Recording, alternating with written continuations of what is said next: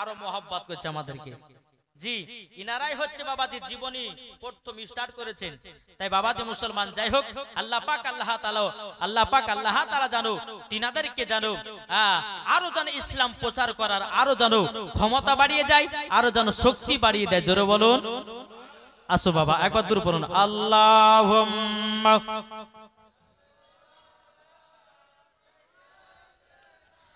মাওলানা মুহাম্মদ ওয়ালা আলে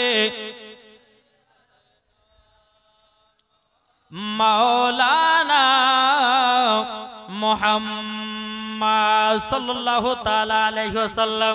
আচ্ছা বাবাজি, নামাজের আগে নবীকে চিনতে হবে, কোরআনের আগে নবীকে চিনতে হবে, হজের আগে নবীকে চিনতে হবে, যাকাতের আগে নবীকে চিনতে হবে, না হবে না? আমি নামাজ পড়ছি নবীকে চিনি না, ওই নামাজে আল্লাহ পাওয়া যাবে? জি পাওয়া যাবে না। বাবাজি মুসলমান শোনা মানতে কবি বলতেছে কি সুন্নিদের কথা, তুমি মানলে মানো না মানলে মন মানো না।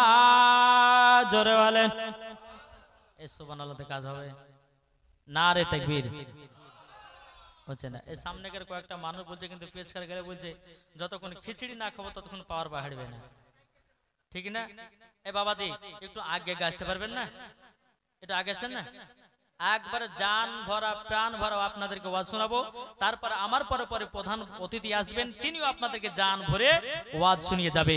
একটু অনুরোধ করে বলবো এই নাটটা পড়তে পড়তে আপনারা সকলে একটু আগে আসেন তো। আর যে সমস্ত মা বোনেরা আছেন আপনাদেরকে বলো, মা বোনেরা আপনারা মন দিয়ে শুনবেন। যে মায়েরা মেলাতে ঠেলা খায়, ফুল্লা কিনে নিয়ে বাড়ি যায়, তারপরে আপনার জিলাপি নিয়ে বাড়ি যায়, বাদাম নিয়ে বাড়ি যায়, এরা কিন্তু বাবাজি বাড়ি থেকে আপনার লাখ ডাকিয়ে ঘুমাবে নাকি বলছে। আর যে সমস্ত মা আমরা একবার শেষ পর্যন্ত জালসা শুনবে, আল্লাহ যদি হেদায়েত করতো তাদেরকে মা ফাতেমার মতো নারী বানিয়ে নিতে পারে। একটু জোরে বলুন সুবহানাল্লাহ। তো যাই হোক বাবাজি একটু আগে আসবেন। তো সুন্নিদের কথা হলো, এ দেওবন্দি ওয়াহাবি শোন, তোমরা নবীকে মানতে হয় মানো, না মানলে না মানো, কিন্তু সুন্নিরা আছে, হাজার হাজার সুন্নিরা আছে নবীকে মোহাব্বত করনে वाला নাকি বলছেন? তাই বলছে তুমি মানলে মানো না মানলে মন মানো না, আশিকেরি আসল জান্নাত সোনার মদিনা। জোরে বলেন আশিকেরি আসল জান্নাত সোনার মদিনা। তুমি মানলে মানো না মানলে মন মানো না,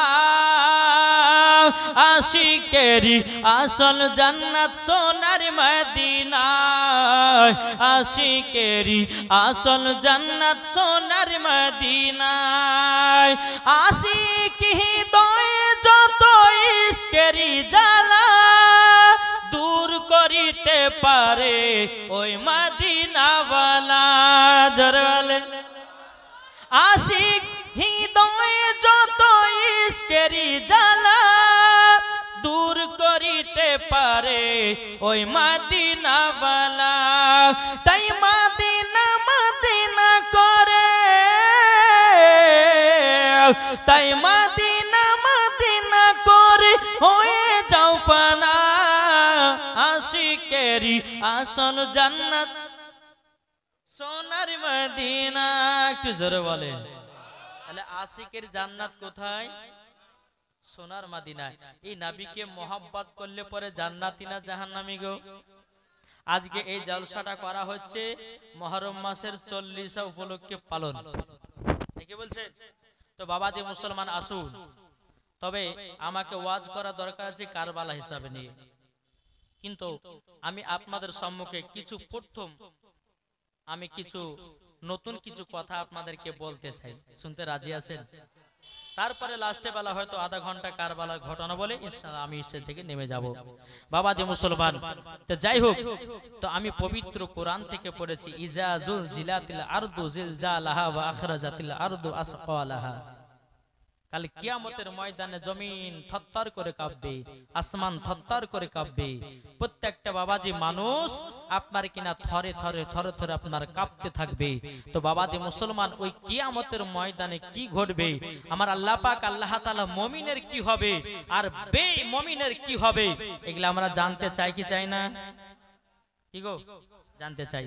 তো বাবাজি মুসলমান আসুন, আল্লাহ পাক আল্লাহ তাআলা আমাদেরকে সকলকে দুনিয়াতে পাঠিয়েছে আল্লাহর ইবাদত করার জন্য, ঠিক না? তো আল্লাহ বলছে এই বান্দা বান্দি শোনো, আগে নবীকে মহব্বত করো, মরার পরে জান্নাতি হবে। জোরে বলেন। একজন নবীর আশিক ছিলেন, ওই নবীর আশিকটা নবীর রওজাতে গেছেন। একদিন পার হয়ে গেল, দুদিন চলে গেল, 3 দিন চলে গেল। মদিনাতে যতগুলি মানুষ আছে বলে এই পাগল, 3 দিন চলে গেল তুমি খাওয়া দাওয়া করো না, পানিও পান করো না, ব্যাপারটা কি? আপনি ধরুন মদিনাতে গেছেন, যাওয়ার পর 3 দিন ধরে খাননি, পানিও পান করেন না, ভাতও খান না, কিছু খান না, তো কিছু মানুষ জিজ্ঞাসা করবে কি করবে না? মদিনার কিছু মানুষ জিজ্ঞাসা করে ভাই তুমি 3 দিন ধরে নবীজির রওজাতে বসে বসে বসে বসে কি করতেছো? খাওয়া দাওয়া নাই, কিছু নাই।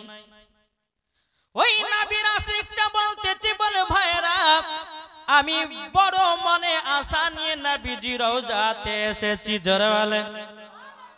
বলে মনের আশা তো সবাই নিয়ে নবীর রওজাতে আসে, তুমি কি আশা এমন নিয়ে এসেছো? 3 দিন ধরে খাবার কেন খাও না?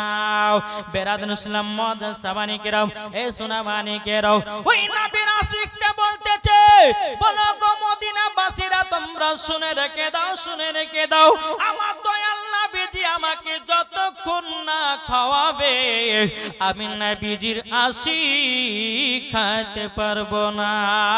জোরে বলুন না সুবহানাল্লাহ। আমার নবীজি যতক্ষণ আমাকে না খাইয়ে দিবি আমি ততক্ষণ খাবো না, খাবো না। এই বাবাজি মুসলমান ভাইরাও ও সোনা মানিকেরাও, 3 দিন যখন পার হয়ে গেল রে বাবা, 4 দিন 4 দিন বেরাদুল ইসলাম মদ সামানি কেরাও, আমার নবীজি রওজাতে হিলানা দিয়ে নবীর আশিকটা বাবাজি ঘুমায়া গেছে। সন্ধ্যাবেলাতে যখন বাবা ঘুমিয়ে যাও, ওই ব্যক্তিটা আমার নবীকে স্বপ্নই দিদার করতেছে। জোরে বলুন না সুবহানাল্লাহ। ওই ব্যক্তিটা বলছো গো নবীজি যতক্ষণ আমাকে আপনি না খাইয়ে দিবেন আমি খেতে পারবো না, আমি খাওয়া দাওয়া করতে পারবো না। আমার নবী মুস্তাফা সাহেবে নওলাক নূরে মুজাসসাম নবী কামলিওয়ালা মাক্কি ও সরদার আহমদে মুক্তার নবী মুহাম্মদ রাসূলুল্লাহ সাল্লাল্লাহু তাআলা আলাইহি ওয়াসাল্লাম বলতেছ গো আমার আশিক তুমি কেন খাবে না? ওগো নবীজি বাড়ি থেকে নিয়াত করে এসেছি আমার নবীজি আমাকে খাইয়ে দেবে, আমি নিজে খাবো। জোরে বলুন না সুবহানাল্লাহ। এটা কিন্তু বাবা নবীর আশিকটা নবীর সঙ্গে স্বপ্নই বাবা কথা বলতেছে। জোরে বলেন স্বপ্নই কথা বলতেছি। এই সোনা মানিকেরা ও বাবাজি মুসলমান ভাইরা, আমরা অনেকে মানুষ স্বপ্ন দেখি কি দেখি না? কেউ বলে যে আমি প্লেনের উপর চড়েছি, কেউ বলে যে আমি স্বপ্নতে একখানি গোশ খেয়ে নিয়েছি, বলে কি বলে না? কেউ তো বলে আমি স্বপ্নতে মদিনা গেছিলাম, কেউ বলে আমি স্বপ্নতে অমুক জিনিস দেখেছি, কে বলে আমি স্বপ্নতে মারা গেছি। বাবা বহুত মানুষ বহুত রকমের স্বপ্ন দেখে, কিন্তু বাবারে দুনিয়ার মানুষের স্বপ্ন মিথ্যা হতে পারে, কিন্তু বাবাজি নবীর আশিকদের স্বপ্ন মিথ্যা হতে পারে না। নবীর আশিকের বাবা স্বপ্ন কোনদিন মিথ্যা হয় না রে বাবা। আমার নবী মুস্তাফা সাহেবে লাউলাক সাল্লাল্লাহু তাআলা আলাইহি সাল্লাম ওই ব্যক্তিকে স্বপ্নতে বাবা 2টা রুটি দিয়েছে। কটা? 2টা রুটি দিয়েছে। রুটি দেওয়ার পরে বাবা একখানা খেয়ে নিয়েছে, আর একখান বাবা হাতে খেতে খেতে খেতে খেতে বাবাজি এ সোনা মানিকেরাও বাবাজি অর্ধেকটা খাওয়া হয়ে গেছে, হাতে আছে অর্ধেকটা রুটি। বাবাজি মুসলমান যখন সকাল হয়ে গেছে রে বাবা, ওই ব্যক্তিটাও যখন ঘুম থেকে বাবাজি ঘুমখানা ভেঙে গেল। ঘুম ভেঙে যাওয়ার পরে আল্লাহর কি কুদরত, নবী আমার স্বপ্নতে 2টা রুটি দিয়েছিল রে বাবা, কিন্তু নবীর আশিকের হাতে দেখতেছে ঘুম ভেঙে আধখানা রুটি ধরা আছে। নারায়ে তাকবীর, নারায়ে রিসালাত, মাসলাক আলা হযরত দ্বীন ইসলাম শহীদে কারবালা, খাকে কারবালা, জোরে বলে। এই আশিকটা নবীর কাছে স্বপ্নতে রুটি নিয়েছে, এই আশিকের ঘুম ভেঙে গেছে, হাতে দেখতেছে আমার হাতে আধখানা রুটি, জোরে বলে। এই বাবা তাই আমার আল্লাহ পাক আল্লাহ তাআলা বলছে আমার বান্দা বান্দিরা, যেই বান্দা আমার নবীকে একবার স্বপ্নতে দিদার করে নিবে, দিদার করে নিবে, ওটা কখনো মিথ্যা নয়, ওটাই হলো বাবা সত্য ঘটনা।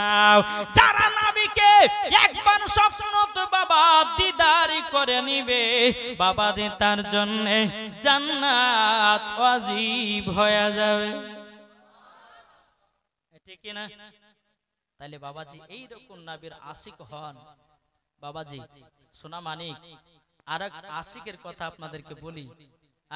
আরেকজন ব্যক্তি মদিনাতে গেছে, মদিনাতে গেছে বাবাজি 3 দিন ধরে পায়খানা করে নাই, পেশাবও করে নাই। আপনারা হয়তো বলেছেন কেমন কথা বলছেন, পানি পান করলে পেশাব হয় কি হয় না? কি গো, পেশাব হয়।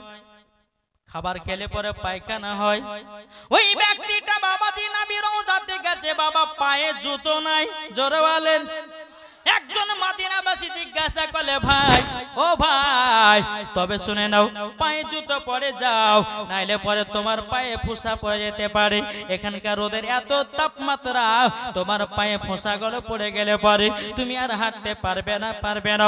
ওই ব্যক্তিটা বলেছিল গো মদিনাবাসীরা, আমার নবীজি এই মদিনাতে কত জায়গাতে উঠেছে বসেছে, আমার নবীজির পা মুবারকে যদি লাত লেগে যায় আমি সহ্য করতে পারবো না, এমনকি মরার পরে আল্লাহর কাছে দাঁড়াতে আমি পারবো না। তার জন্য আমি মদিনাতে চটি নিয়ে আসিনি, জোরে বলেন।